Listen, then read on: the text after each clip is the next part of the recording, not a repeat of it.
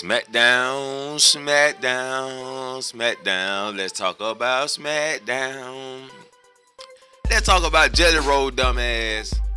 Didn't help Randy Orton when Drew McIntyre pulled up, but he want to jump on Logan Paul when Logan Paul get the upper hands. What about the Wwe defeating the Street Profits? What about Trish Stratus and her twins? Let's talk about it. I be the main event. Welcome to the main event. This is the most unhinged wrestling podcast on YouTube. Make sure you hit that like button. Subscribe to the channel if you're new. This is your Smackdown review. So LA Knight kicks off the show. Paul Heyman comes out. Solo pull up, sends Paul Heyman off. They surrounded LA Knight, but a chair slides in the ring. LA Knight looks over, and Big Jim then pulled up with the chairs to escalate the problem. Then the Aldis comes out to make this a tag match. Alright?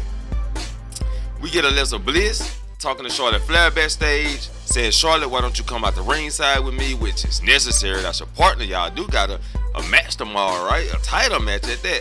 So they make their way to the ring along with Roxy, Sol Ruka, and Kairi Sane. One woman representing a piece of a team before the fatal four-way tag match tomorrow. So these women put up a nice, decent match. I think it could have been better, but they put up a decent match at that. Sol Ruka with the double soul snatcher. But Alexa Bliss ends up picking up the win in the end, which I already knew.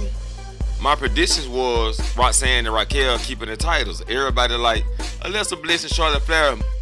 It's obviously they walking away with the titles.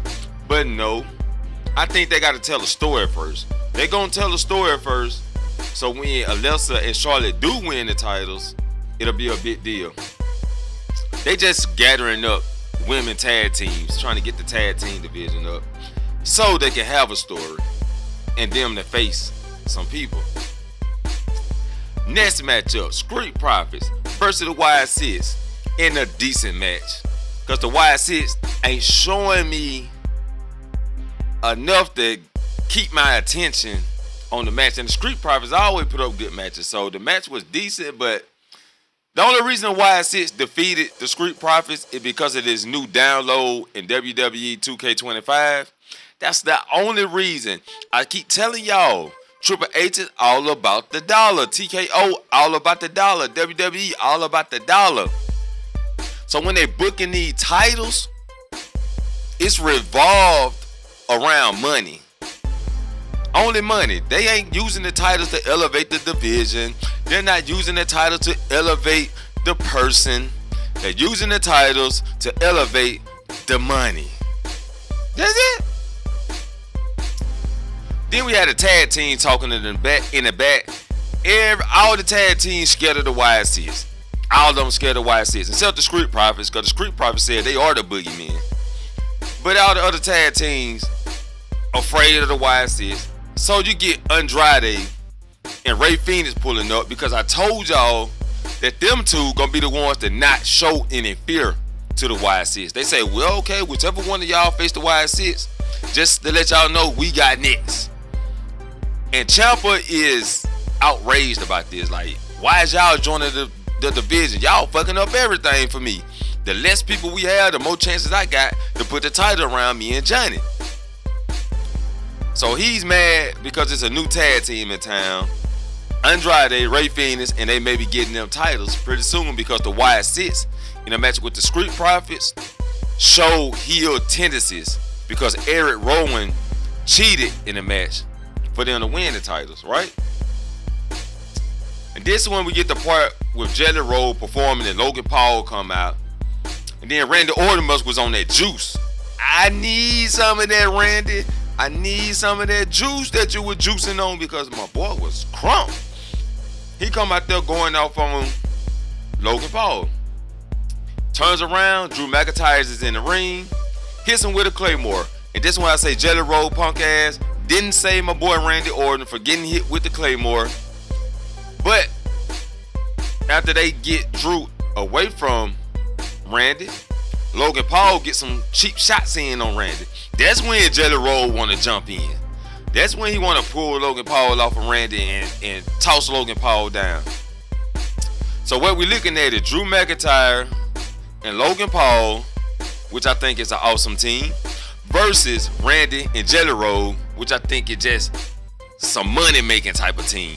You know what I'm saying? The money-making type of team versus the official team of Drew McIntyre and Logan Paul. Because I think Drew McIntyre and Logan Paul could be excellent as tag team partners.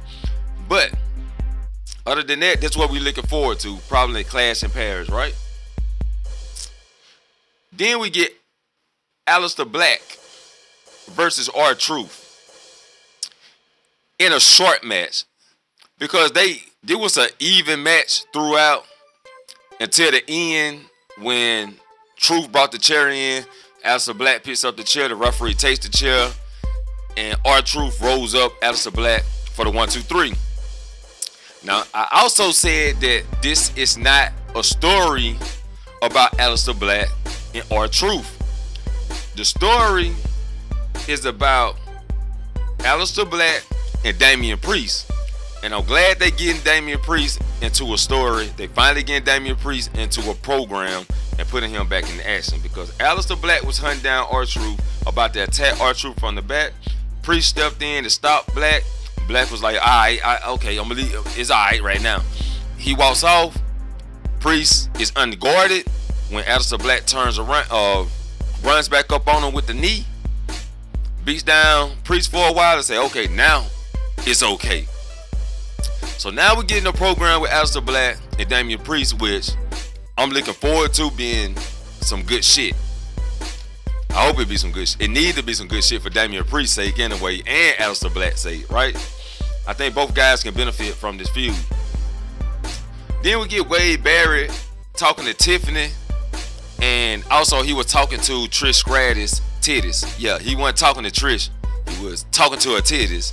At least that's what I think he was, because that's what I was looking at while he was talking. But yeah, that way. But they get their rocks off with each other. But this wasn't about Trish Stratus. This wasn't about Tiffany. This wasn't about the title. This was about the money making match. It's all about the money, right? Naomi pulled up. Jade attacks Naomi from behind, because these two are the money. This the money making match. One of the money making matches, right? So they had to put more eyes and highlight on that part of the segment, which these two had to get pulled apart because they was fighting each other. I'm glad Naomi didn't run this time. Thank you, WWE, for that one. I hate to see Naomi run from Jade. Fight back. Fight back. Yeah. Then we get the main event for the night. LA Knight and Jimmy Uso versus Solo and JC Mateo. So this match, I skipped it. I ain't gonna lie. I skipped it because I already, I seen the outcome. Because Jimmy and Solo wrestle at Saturday Night Main Event, with Solo gonna keep his title. So it's obviously they want to get Jimmy a win here, right? So with Paul Heyman causing a distraction, Jimmy rolled up Solo for the 1, 2, 3. Solo was mad, cussing out Paul Heyman. That's when LA Knight attacked it Solo from behind, taking him out the equation.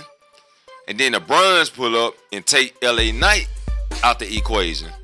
So the show ended with the Bruns standing tall once again alongside with Paul Heyman, which we rarely see Seth Rollins sometimes with these guys, which letting us know in the future Paul Heyman is going to be riding with the Bruns. Now, will Bronson Reed stay alongside with Braun Breaker, or will Bronson Reed break off after all the drama go down within this group?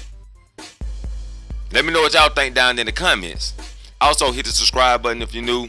Hit the like button. I be the main event, and I'll catch you all in the next main event. Peace.